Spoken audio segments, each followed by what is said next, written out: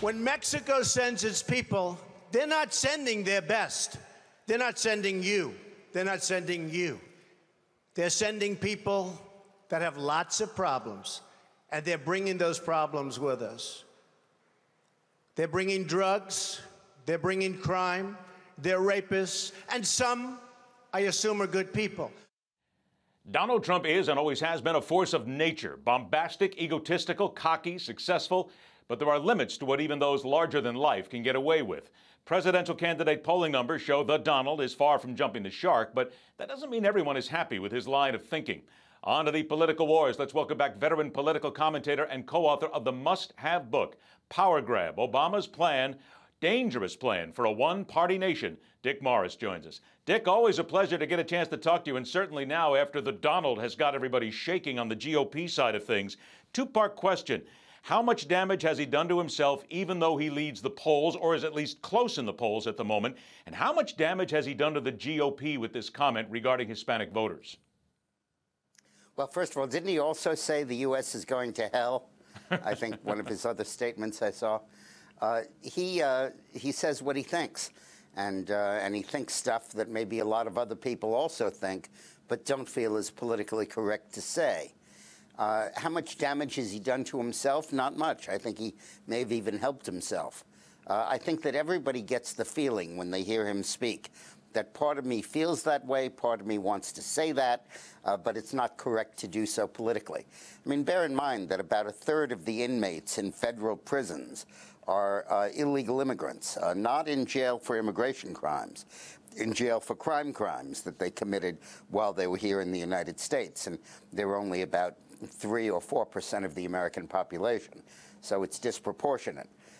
In terms of their not sending good people, obviously, the vast bulk of the 12 million people who are here are honest, law-abiding, and in fact, some of our most admirable people, because they worked like crazy and they came here to work, not to rob, and also, by the way, not to vote. In terms of how much damage he's doing to the Republican Party as a whole, I think that, in a way, he's almost helping the party because he's giving the other candidates something to play off. And it's very rare that a Republican gets the chance to appeal to Latinos. But somebody who steps out and knocks Trump for that, if any of them have the guts to do it, is going to really help himself with the Latino vote. But what Donald has to do is get out of the realm of entertainment and get into the realm of politics. And his comments, the one-liners, all of that, that's in the realm of entertainment. That's good for The Apprentice. But for running for president, you got to be much more specific and much more factual in your condemnation. Very quickly, before we move on to Obamacare, who, in your opinion, has the guts, then, to go up against the Donald? Well, out of 15, I assume you'll find one. I don't really know. We'll see. It's an interesting question, though. All right, let's go ahead and move on to Obamacare then, because people seem to think that it's gone and everything's hunky-dory, but you're kind of looking at what's happened with the Supreme Court and looking at the president right now, and you have a very different take on it. Yeah, the Washington establishment media is saying, thank God this Obamacare thing is over. The court's ruled, put it to bed, it's part of the law of the land, and people are now accepting it and supporting it. Well, nonsense. The people who are actually on it and have met those $6,000 deductibles they have to pay before they can get their sinus infection treated are learning that this isn't very good.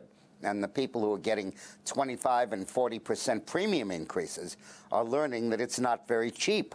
And Obama's estimate of $2,500 for the average family that he used during the campaign is a good joke. And I think that finally the rest of us are experiencing how medical care has changed, how we can no longer see doctors easily. You have to go through nurse practitioners and everything. And we've always warned people that you can't expand the number of patients by 20 or 30 million and not expand the number of doctors and not expect a shortage. 30 seconds left here, Dick, then. President Obama's agenda continues. In your opinion, what is the next most dangerous thing that he has on his plate that America needs to be concerned about?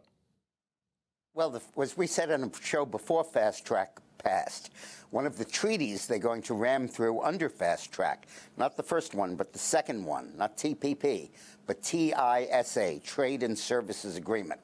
That allows a company to transfer all of its workers from abroad to the United States with no restrictions on number or visas or an American worker having the job previously. And that is going to bypass Congress and let immigration be open border in the United States. One dangerous side of President Obama, because he certainly isn't done yet and everybody is watching. Another dangerous side, exactly what you need to learn about. Don't forget the book, Power Grab, Obama's Dangerous Plan for a One-Party Nation, co-authored by Dick Morris. Dick, always a pleasure, my friend. Be well. Have a great 4th of July. Talk to you soon. Coming up next, telling it like it is. It's very simple. Fear. We're a nation right now that is gripped in fear, not necessarily of terrorists, but what happens here in America. Why don't we just question things? Why do we fear? That's coming up next on the fastest 60 Minutes in News.